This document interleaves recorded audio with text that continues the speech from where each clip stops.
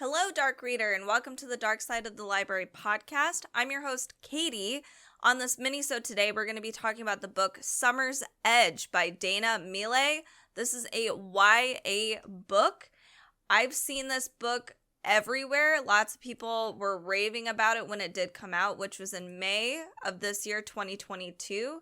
Some things that they say is that it's basically like I Know What You Did Last Summer meets The Haunting of Hill House. So, of course, that was a huge draw to it. I thought, well, those are two great shows/movies. I'm going to have to do it. So it's basically a teen thriller, but it's a great summer read because, well, we're at a lake house, at a lake, there's lots of water, friends in the summertime having a good time, but also not a good time because death and destruction. So anyway, let's talk about Dana Mele and the summary first before I get into the thoughts of my book. Dana Mele is also the author of a book called People Like Us, and she is a Pushcart nominated writer. She is a graduate of Wesley College. She was a former actress, lawyer, musician, associate producer, lots of things, but she also prefers tea to coffee, snow to sand, stars to sunshine. She lives in Catskills with her husband and her toddler, and you can find her on her website, which we have published on our show notes. By the way, check out our show notes. There you will find all of our episodes listed there and a couple affiliate links. This doesn't have any effect on you, but it helps with the podcast. That was my little blurb there. All right, so let me talk about the summary of Summer's Edge. So here's what the publisher says. Emily Joyner was once part of an inseparable group. She was a sister, a best friend, a lover, and a rival. Summers without Emily were unthinkable until the fire burned the lake house to ashes with her inside. A year later, it's in Emily's honor that Chelsea and her 4 friends decide to return. The house awaits them, meticulously rebuilt, only Chelsea is haunted by ghostly visions. Loner Ryan stirs up old hurts and forces Golden Boy Chase to play peacemaker, which has perfect hostess Kennedy on edge as eerie events culminate in a stunning accusation. Emily's death wasn't an accident, and all the clues needed to find the person responsible are right here. As old betrayals rise to the surface, Chelsea and her friends have one night to unravel a mystery spanning 3 summers before a killer among them exacts their revenge. All right, let's get into this book a little bit. So this book is fairly dark. It doesn't have any gore, blood, or whatever, but it is very supernatural, kind of spooky. It's very atmospheric. There are some weird, creepy, ghostly figures that have disturbing imagery associated with them. So it is a fairly dark book. Let me just talk about the pacing of the book. It starts off fairly strong. We have 3 distinct chapters. We have the chapter being told by the perspective of Chelsea, and then we have Kennedy, who's our second chapter, and third chapter is Emily, the dead girl. So each chapter is also a time jump.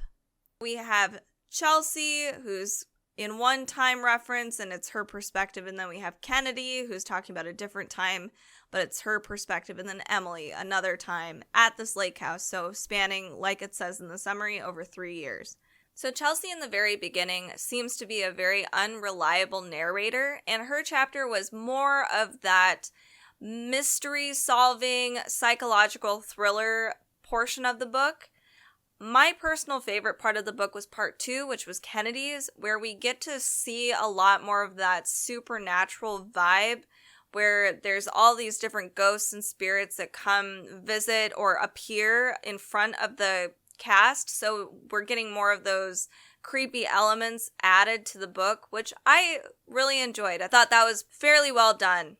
So I tend to go easier on YA books in general because, there's a lot of angst. It's a YA book, so, teenagers and their angst, you have to forgive it a little bit. But this book was it was so angsty that it was slowing the book down dramatically. They would say things like, "You're a liar," probably a million times. It did feel like there were some sentences that were being reused, Which leads me to the last chapter, which is Emily's chapter. That chapter lasted way too long. It was so whiny. There was so much rage and hate, and it was just drawn out forever. I was just waiting for the book to finally wrap up and end, and it didn't. It was so sluggish, which was crazy because we finally get those big twists at the very end, and it seemed to still go incredibly slow. So the pacing of the book was a little all over the place. I felt like sometimes it was going really well, but then there would be this fight that would happen and it would just draw everything out. It would be pages and pages of just this, argument or something going on, and then we would start seeing some progress. And all I was thinking to myself was, all right, let's get going. We can be done with the fight now. The characters. As you probably know by now, characters are very important to me. I could not distinguish the characters at all.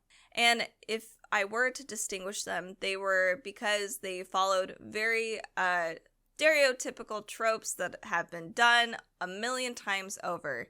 So we have the two boys, Ryan and Chase. Chase being the golden boy, like they were saying in the summary, and then Loner Ryan.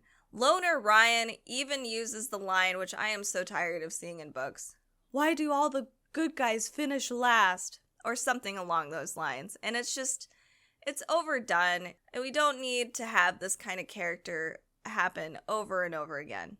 Now, the ladies. I was struggling a little bit to decipher who was talking about what and who, because I didn't really find that any of them were distinguishable, except for one that they don't mention in the summary, Mele. And that's only because Mele is kind of bitchy. And I actually liked her, kind of, and I just knew who it was. So that was really nice. But Kennedy, Chelsea, and I guess Emily, I was really hard to distinguish. So in the Kennedy storyline, it has all of the characters there. So we have, Emily and Chelsea and Kennedy interacting with each other. And a lot of the times I was like, I don't even know who is who. Speaking of the characters and how this book is talking about, all these friends get together every summer to this lake. They don't seem like friends at all. The way that they treat each other and the way that they talk about each other, their internal monologue about each other is so toxic. It was kind of upsetting. Even for a YA novel and being a teenager, yeah, there's times where you get these bouts of, I hate you. But this was so vile and vicious. The way that they interacted with each other and how they felt about each other, it was just like, I don't even know why any of these people are associated with each other. They clearly dislike each other. There's nothing holding them together except for this book, this story. So that made a lot of the plot a little unbelievable. Why do these guys keep getting together and they talk about how close they are, but I never actually believed any of it.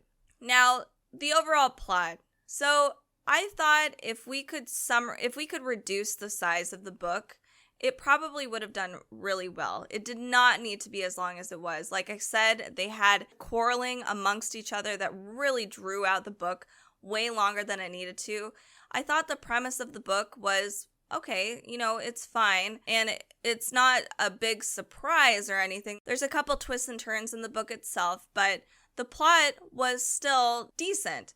I would say there was many places where I was left feeling very confused for a while, and then it became predictable. I hope that makes sense, because that seems very contrarian, but we would switch to these certain parts, and I felt myself really lost for a while, and I would have to regain my footing. And finally, it was like, okay, this is what's happening. But even so, the plot was a little predictable. If the story was shorter, this would have been a much more enjoyable book.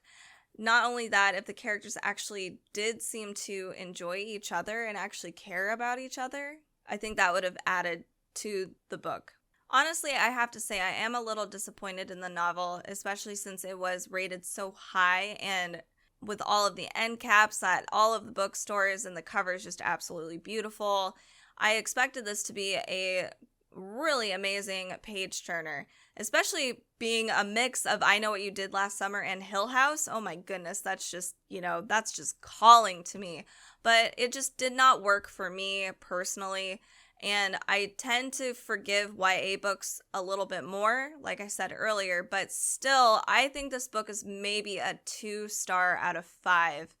It did not work.